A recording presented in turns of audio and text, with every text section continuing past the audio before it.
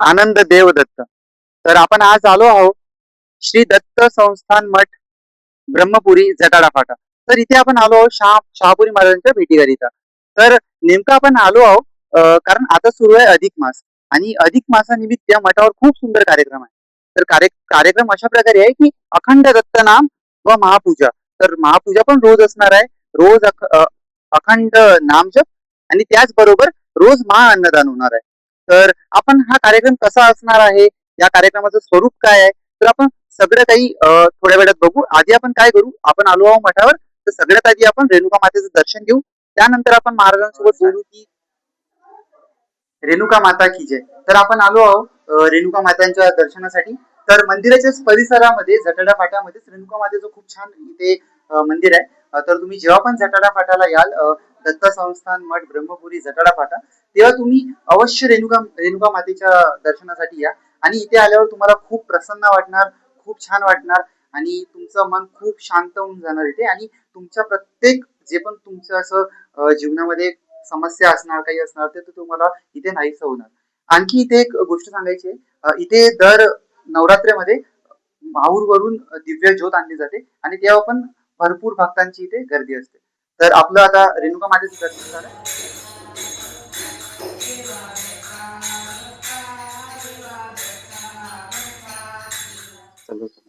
आनंद देव दत्त. तर आज आपण आलो आहोत दत्तमठ संस्था ब्रह्मपुरी शहापुरी महाराजांच्या मठावर. तर इथे भव्य महाप्रसादाचा कार्यक्रम सुरू आहे आणि अखंड दत्तनाम व महाअन्नदान आणि 16 महापूजा. तर नेमका या कार्यक्रमाचा काय स्वरूप आहे आणि कार्यक्रम किती दिवसापासून सुरू आहे आणि कार्यक्रमाचं काय महत्व आहे आणि याचा सगळीकडे अधिक मास सगळे म्हणून राहिले, पण नेमकं अधिक मास काय आणि अधिक मासामध्ये का बरं महाअन्नदान केलं जातं आणि अधिक मासामध्ये का आपण पूजा करतो, महापूजा करतो, तर त्याबद्दल आपण महाराजांकडून थोडी माहिती घेऊ. तर महाराजांचं नाव आहे शहापुरी महाराज आणि बाकीचं त्यांच्याबद्दल महाराज स्वतः सांगतील. आनंद देवदत्त. शहापुरी गुरुमहंत रमणपुरी दत्तमठ संस्थान ब्रह्मपुरी जटाळा फाटा तरोडा तालुका घाटांजी जिल्हा यवतमाळ. या ठिकाणी अधिक मासानिमित्त अखंड अन्नदान, अखंड नामस्मरण व अखंड 16 महापूजेचा कार्यक्रम चालू आहे आणि सुंदर असणारा सोहळा या ठिकाणी चालू आहे. आणखी म्हणजे आता अधिक मासाचा महिना सुरू आहे, तर अधिक मास म्हणजे नेमकं काय? हे पहा, आपल्या सनातन हिंदू धर्मानुसार चंद्र आणि सूर्याच्या कला राहतात. चंद्राच्या कला, या कलामध्ये 27 नक्षत्र, त्याच्यातून प्रत्येक दिवसातून, महिन्यातून, वर्षातून एक तिथी घटल्या जाते. आणि तिथी घटल्याच्या नंतर हा अधिक मास 32 महिने 16 दिवस आणि 8 तास पूर्ण झाल्याच्या नंतर अधिक मासाची सुरुवात होते. याच अधिक मासाला ग्रामीण भागामध्ये धोंड्याचा महिना असं म्हणल्या जाते. त्यानंतर मल मास असं म्हणल्या जाते, पुरुषोत्तम मास असं म्हटलं जातात आणि अधिक महिना असं म्हटलं जातं. पुराणामध्ये असं विस्तार असा आला की ज्यावेळेस हिरण्याक्ष हिरण्यकश्यप नावाचे 2 दैत्य होते आणि हिरण्याक्षाला मारल्याच्या नंतर हिरण्यकश्यप जे भक्त प्रल्हादाचे वडील, यांनी ब्रह्मदेवाला प्रसन्न करून घेतलं होतं आणि ब्रह्मदेवाला प्रसन्न करून घेतल्याच्या नंतर त्यांनी असं वरदान मागितलं होतं का मला मृत्यू येऊ नये, पण हे मृत्यू लोक असल्यामुळे या ठिकाणी कोणीही जरी आला तरी तो, माऊली ओवी सांगतात, उपदेते नाशे नाशे हे पुनरपिदिसे, हे घटिका यंत्र दैसे परिभ्रमिका, जन्माला आल्याच्या नंतर मृत्यू हा अटळ आहे.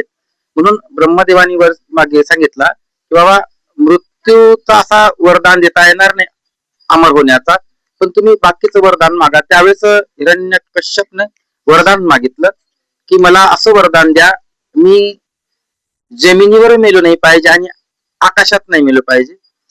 त्याच्यानंतर अस्त्रानं नाही, शस्त्रानं नाही, नर नाही, नारायण नाही, 12ही महिन्यात नाही, घरात नाही, बाहेर नाही, असं मागितल्याच्या नंतर मग पुरुषोत्तम मासानिमित्त मग पुरुषोत्तम मास म्हणजे त्याला अधिक आपण महिना म्हणू, तो अधिक महिना भगवंतानं तयार केला. म्हणजे 12 मासाचा आहे. चैत्र, वैशाख, ज्येष्ठ, आषाढ, श्रावण, भाद्रपद, आश्विन, कार्तिक, मार्गशीर्ष, पौष, माघ आणि फाल्गुन या चारही या 12ही महिन्याच्या व्यतिरिक्त एक मास तयार केला. त्याला पुरुषोत्तम असं मास म्हणतात. कारण तो त्या महिन्यामध्ये विष्णू भगवंताची पूजा केल्या जाते आणि या महिन्याला अधिक मास असं म्हटलं जाते. या महिन्यात आपण जे काही कार्य करतो, शुभ कार्य असो, कोणतंही दानाचं कार्य असो, नामस्मरणाचं कार्य असो, इतर कोणतंही जरी आपण कार्य असो, त्याचं फल अधिक पटीने प्राप्त होतात. म्हणून याला अधिक महिना म्हटल्या जाते. आणि दुसरी गोष्ट मग आपण या ठिकाणी एवढं मोठं नियोजन जे केलेलं आहे, आता हे खूप मोठं नियोजन आहे. आमचे सर्व कार्यकारी मंडळ आहेत, जे कमिटीचे लोक आहेत, विश्वस्त मंडळ आहेत, त्यांनी सहकार्याने आणि सर्व पंचक्रोशीतल्या ज्या भागातल्या ज्या गाववाल्यांनी सहकार्य केलेलं आहे, त्या सर्वांच्या सहकार्याने आपण कार्यक्रम ठेवलेला आहे. अन्नदानाचा रोज सकाळी सकाळी अन्नदान चालू, सायंकाळ रात्रंदिवस अखंड अन्नदान चालू आहे. त्याच्यानंतर अखंड दत्त नाम चालू आहे आणि त्याच्यानंतर सायंकाळी रोज 16 महापूजा आहे. तर या महिन्याच्या काही प्रस्तावना दिलेल्या आहेत ग्रंथामध्ये. या महिन्यामध्ये असं प्रस्तावना दिलेली आहे का आपण अधिक मासात जर एखादं कार्य सुरू केलं नित्यनियमाचं, तर तो नित्यनियमाचं कार्य 30 दिवसापर्यंत पूर्ण चालावं अशी त्याची प्रस्तावना दिलेली आहे. का असं कार्य करा तुम्ही का तो 30 दिवस सारखं एकच, म्हणजे त्याचा अनंत पटीनं फल प्राप्त होईल. आणि कलियुगामध्ये यज्ञ शक्य होऊ शकत नाही, कारण तर शास्त्रानं असं वर्णन सांगितलं 4 युगाचं. कृतम ध्यायतो विष्णू, त्रेता यजंत मुखो, द्वापार्य परिचर्या, नाम कलोटक हरि कीर्तनात. किंवा शास्त्रानं सांगितलेलं आहे का कलियुग उद्धार हरीच्या नामी, किंवा त्याच्यानंतरही सांगितलं अन्नदान आणि नामस्मरण हेची करावे साधन, नामस्मरण आणि अन्नदान. सर्वांमध्ये कलियुगामध्ये 2 साधनं श्रेष्ठ सांगितलेले आहे. पहिलं साधन आहे अन्नदान आणि दुसरं साधन आहे नामस्मरण.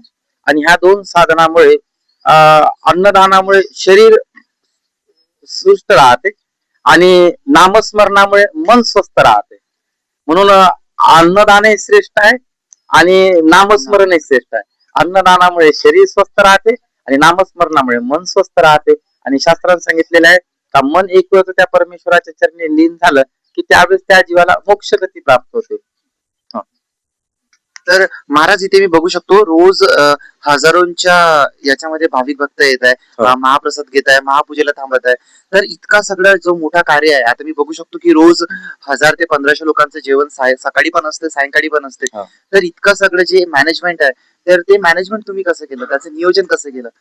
पहा, शास्त्रात असं सांगितलेलं आहे, करता करविता परमेश्वर आहे, आपण निमित्त मात्र प्राणी आहोत. बरोबर. कबीरदासाची एक ओवी आहे, इतना तू सोच में मत बंदे, दिल में रख आराम, दाने दाने पे लिखा है खाने वाले का नाम.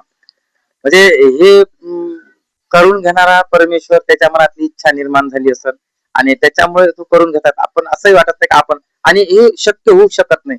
कारण तर ज्यावेळेस आम्ही विश्वस्त मंडळ आणि आम्ही काही भक्त परिवार ज्यावेळेस आम्ही आधी हा ठरवलं करायचं, तर त्यावेळेस असा एक विचार पडला की एवढा मोठा कार्यक्रम संकल्प आपण करत आहोत 1 महिन्याचा, आणि 1 महिन्याचा तर आम्ही असं ठरवलं होतं का ज्या गावात आम्ही भेटी द्यायला गेलो एकूण 60 गावं घेतले आपण. 30 दिवसाचा कार्यक्रम, 60 गावं. सकाळचं जेवण एका गावाकडे आणि सायंकाळचं जेवण एका गावाकडे. त्यावेळेस आम्ही त्याच्यासोबत बोलताना असं बोललो की आपण सकाळी 500 लोकांचा स्वयंपाक करायचा, रात्रीच्या वेळेस 200 लोकांचा स्वयंपाक करायचा.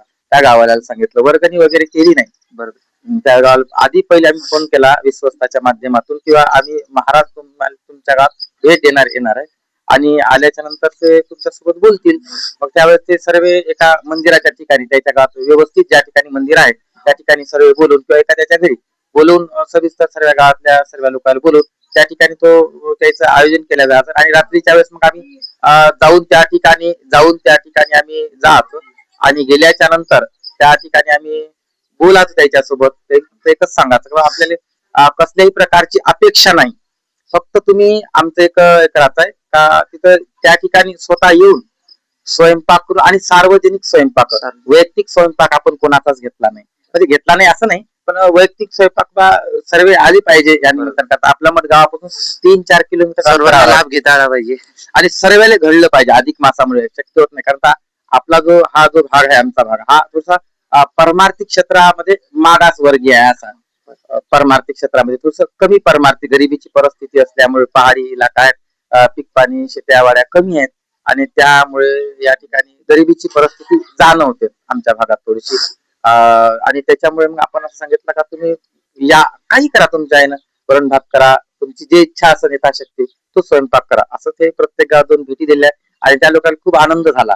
म्हणजे महाराज आम्ही कधी कार्यक्रम कधी अधिक मासात केला नाही, माहिती नाही आम्हाला, तुम्ही येऊन ह्या सर्व गोष्टी सांगत आहेत या ठिकाणी, आणि त्याच्यामुळे छान, आणि प्रत्येकाने प्रतिसाद दिला.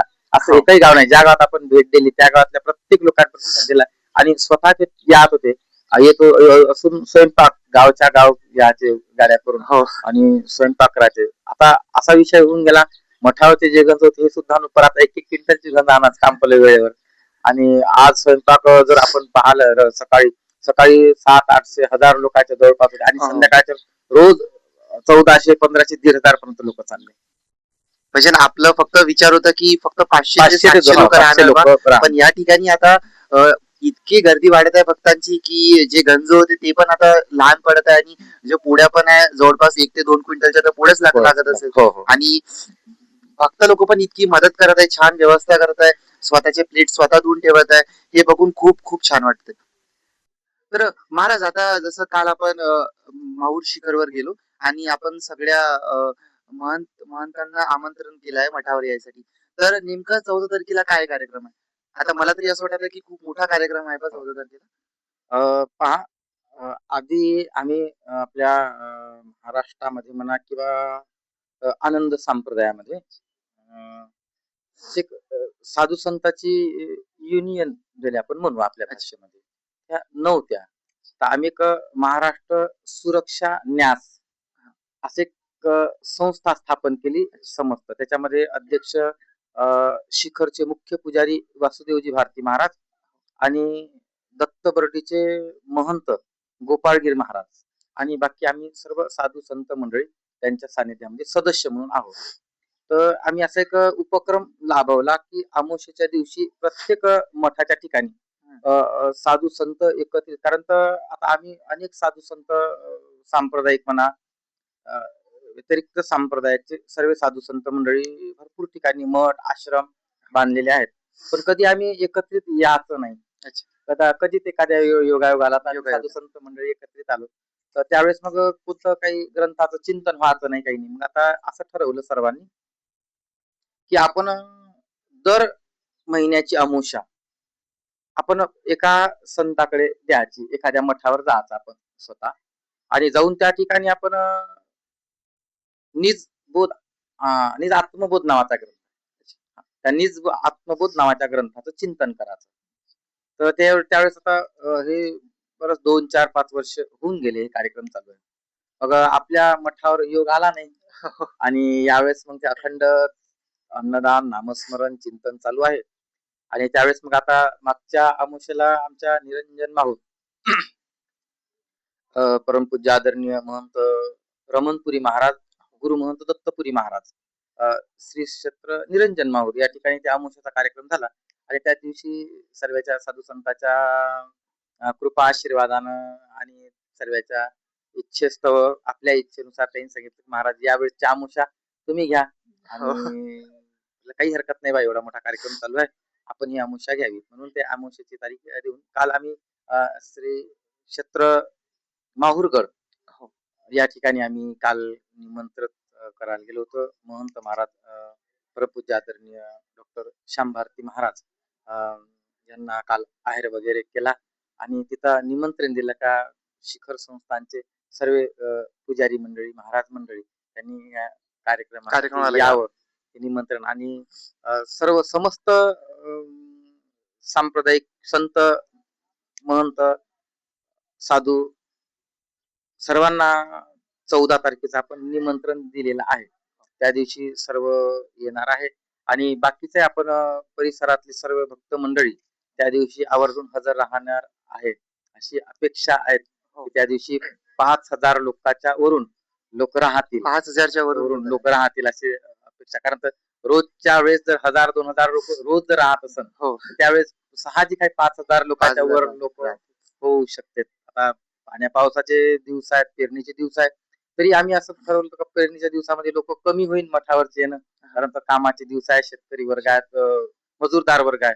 तरी पण आता दिवसांदिवस जसं जसं दिवस जवळ जवळ येत आहेत तसे तसे लोक आजही वाहत आहेत. रात्री 11 वाजेपर्यंत पंक्ता चालल्या आणि रात्री भरपूर लोक होते रोज. असे आज 20 दिवस पूर्ण झाले आपल्या कार्यक्रमाला. अजून 10 दिवस राहिले आणखी 10 दिवस कार्यक्रमाची पूर्ण. शिल्लक आहे. हो शिल्लक. आता काल 20 बघितलं की रात्री 11 वाजेपर्यंत पंक्ती सुरू होत्या आणि भाविक भक्त वाड्यात पण त्या प्रकारे होते आणि सगळी सोय इथे थंड पाण्यापासून सगळ्या गोष्टीची सोय बाबांनी इथे केली आहे आणि फार सुंदर कार्यक्रम आता 14 तारखेला पण होणार आहे. त्यामध्ये 100 ते 150 महंत येणार आहे. साधू संत. आणि खूप छान कार्यक्रम राहणार आहे. तर तुम्ही सर्वांनी पण या कार्यक्रमाचा लाभ घ्या आणि आमच्या भागात तर चंद्रपूर जिल्ह्यामध्ये तर असा काही कार्यक्रम कधी झाला नाहीये आणि आम्ही स्वतःला आमचं खूप नशीब की आम्ही महाराजांच्या सानिध्यात आलो आणि आम्हाला इतक्या सगळ्या गोष्टी घडल्या, इतक्या गोष्टी माहिती पडल्या आणि इतका छान कार्यक्रमाचा आम्हाला लाभ घेता आला. आणखी बाबा तुम्हाला काही सांगायचं आहे भक्तांना? सर्वांना एक नम्र विनंती आहे. आपण जो 14 तारखेचा कार्यक्रम या ठिकाणी आयोजित केलेला आहे, साधू संत मंडळी सर्व या ठिकाणी येणार आहेत. या कार्यक्रमासाठी आपण सर्वांनी आवर्जून हजर राहावं. अनेक साधू संतांचा आपल्या भागात किंवा इतर भागातले साधू संत मंडळी या ठिकाणी येणार आहेत. त्यांचा आशीर्वाद आपल्या सर्वांना लाभावा आणि सर्वांचं दर्शन व्हावं या उद्देशानं या ठिकाणी आपण कार्यक्रम आयोजित केलेला आहे. माझी सर्व ग्रामस्थ वासियांना, सर्व पंचक्रोशीतील सर्व भावी भक्तांना माझी नम्र विनंती आहे की आपण सर्वांनी त्या 14 तारखेच्या कार्यक्रमाला आवर्जून हजर राहावं अशी माझी विनंती आहे. आनंद देवदत्त. आनंद देवदत्त.